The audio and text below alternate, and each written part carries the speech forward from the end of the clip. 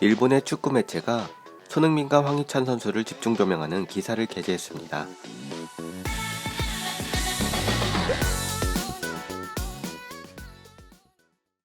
며칠 전 카가와, 나카타, 혼다 등을 손흥민, 박지성 선수와 비교하며 21세기 최고의 아시아 선수는 누구? 라는 기사를 게재해서 한껏 어그로를 끌었던 일본의 축구 매체가 이번에는 손흥민, 황희찬 선수를 집중 조명하는 기사를 내놓았습니다. 기사의 내용과 기사에 달린 댓글 반응을 차례로 전해드립니다. 기사의 내용입니다. 프리미어에서 활약하는 한국인 공격수들, 두 사람에게 공통되는 일본인에게 없는 강점이란 공격수가 잘하는 한국, 수비수가 잘하는 일본. 이란전 등 여러 가지로 일본과 라이벌 관계에 있는 한국. 지난 이란전에서 일본 대표팀은 3대0으로 승리하며 차이를 벌린 것처럼 보였지만 프리미어리그에서는 한국을 대표하는 선수가 활약하고 있다. 우선은 토트넘의 손흥민일까? 한국하면 이 사람이라는 이미지가 있는데 유럽에서도 손꼽히는 수준 높은 프리미어리그에서 5년 연속 두 자릿수 득점을 하며 대단한 성적을 냈다. 토트넘은 올 시즌 고전하고 있지만 안토니오 콘테 감독 취임으로 어떤 팀으로 변모할지 기대된다. 다음은 울버햄튼의 황희찬이다. 리버풀의 미나미노 타쿠미와 레드불 잘츠부르크 시절의 동료로 이번 시즌부터 프리미어리그에 도전하고 있다. 울버햄튼 데뷔전에서 골을 넣는 등 기대를 받고 있는 남자로서 현재는 4골을 기록하며 팀의 득점원으로 활약하고 있다. 이런 두 사람에게 공통되는 것은 상황을 개인의 힘으로 해결할 수 있는 높은 능력을 가지고 있다. 손흥민은 스피드와 드리블에 관해서는 월드클래스여서 프리미어리그의 수비수들도 힘겨워한다. 황희찬은 손흥민 같은 스피드는 없지만 드리블과 공간을 찾는 데 능숙하고 헌신적인 수비로 선발 자리를 확보하고 있다. 일본에도 우수한 공격수는 있지만 오사쿠 유야나, 미나미노처럼 서포트로 도는 선수가 많고 스스로 해결하려는 박력을 보이는 선수는 적다. 그런 의미에서 신트 트라위던의 스즈키 유마는 주목받고 있다. 스즈키 유마, 1996년생, 벨기에 주필러 리그 신트 트라위던 소속. 2021 시즌 리그 34경기 17골 기록. 21-22 시즌엔 부상으로 장기간 결장하며 4경기 1골을 기록 중. 아스널의 토미야스 타케이로나 샘프도리아의 요시다 마야처럼 수비진이 잘하는 일본이지만 반대로 한국은 공격수가 성장하고 있다.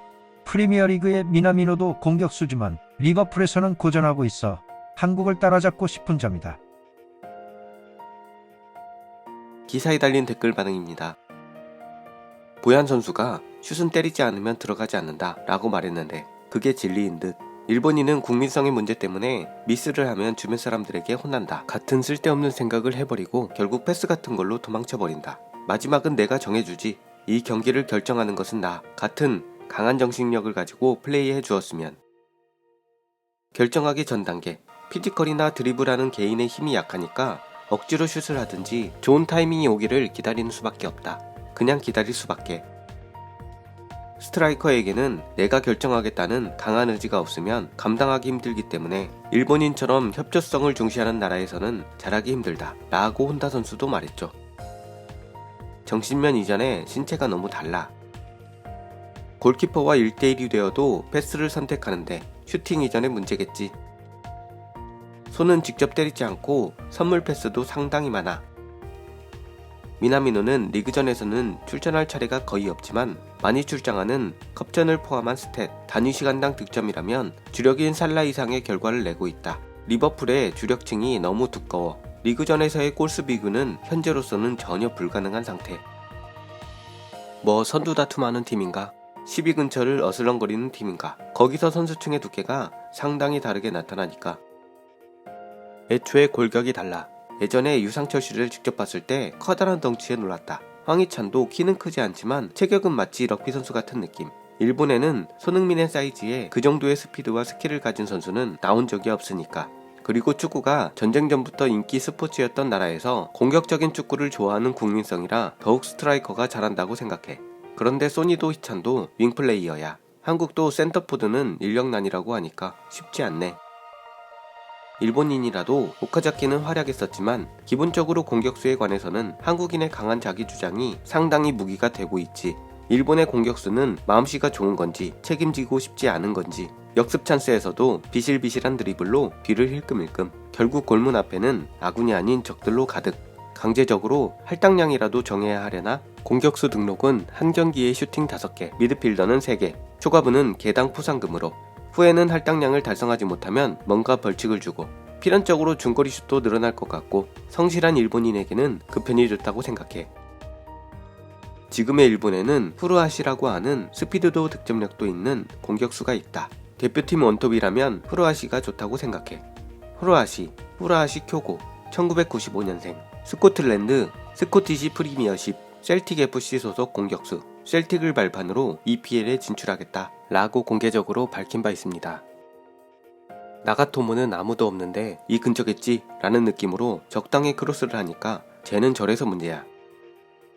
일본인은 일본인 축구 선수를 잘한다고 하는데 사실은 잘하지 못해. 잘하지도 못하는데 강하지도 않아. 골 결정력의 차이는 예전부터 축구 매체에서 자주 다루어진 주제입니다. 20년 전쯤에도 한일 월드컵을 앞두고 축구 매체가 한국 축구 관계자를 취재했었습니다. 아주 간단한 결론이었습니다. 한국은 제일 잘하는 선수가 공격수를 하지만 일본은 제일 잘하는 선수가 미드필더를 한다. 그 차이 아닐까? 라고 한국분이 말씀하셨습니다. 다른 나라들도 한국과 마찬가지로 공격수의 재능이 집중되는 것이 일반적이라고 했습니다. 이탈리아처럼 수비라인에 재능이 모이는 사례를 제외하면 대부분의 나라에선 그럴 것이라고. 또한 일본의 수비라인이 충실해진 것은 운동 능력이 높은 선수들이 수비로 몰린 결과라고 생각합니다. 아마추어 학생 시절부터의 격렬함이 아닐까? 대체로 격렬한 나라는 공격수가 잘하죠. 이탈리아나 독일이나 아르헨티나처럼. 아시아라면 한국과 이란은 예전부터 격렬해서 계속적으로 좋은 공격수를 배출하고 있으니까. 손은 부친의 지도로 확실히 축구부 활동은 고등학교부터 라는 특수한 경력이지만 일본은 프로인 J리그마저도 격렬함은 세계 기준으로 보면 전혀 아니니까. 이런 건 어느 정도 국민성 같은 것이 반영이 되겠지. 근데 기사에도 나와 있다시피 궁극적으로는 개인의 힘이라고 생각하는데 일본은 투톱이어야만 살아남는 선수가 많아. 손도 황도 근육을 불리는 방식이 훌륭해. 절차탕마에서 여러가지 배웠으면 좋겠어. 발기술은 있지만 몸집이 작은 일본 선수가 프리미어에서 활약하고 싶다는 기사를 보면 저런 타입의 일본인 선수가 프리미어에서 어떻게 싸우려는 거지? 라고 늘 생각해. 애초에 일본인보다 강한 슛을 때릴 수가 있다 라고나 할까? 아직도 일본보다 태국이나 베트남 쪽이 펀치력이 있는 것 같다 정도는 논외로 하고, 공격수는 슛을 쏴서 빗나가면 혼나는 방식으로 키워졌다고 밖에 볼 수 없어. 프리한 녀석이 그러면 더더욱. 미드필더는 그렇게 혼나지 않는데. 한국 대표팀은 지금도 좋은 선수는 있지만 2000년대가 더 강했던 인상이 있어. 손과 황 둘 다 힘있고 강해. 그리고 신체 능력이 높음. 아시아인의 레벨을 초월하고 있다. 일본인은 희생정신이 있으니까 좋은 의미도 있고 나쁜 의미도 있어.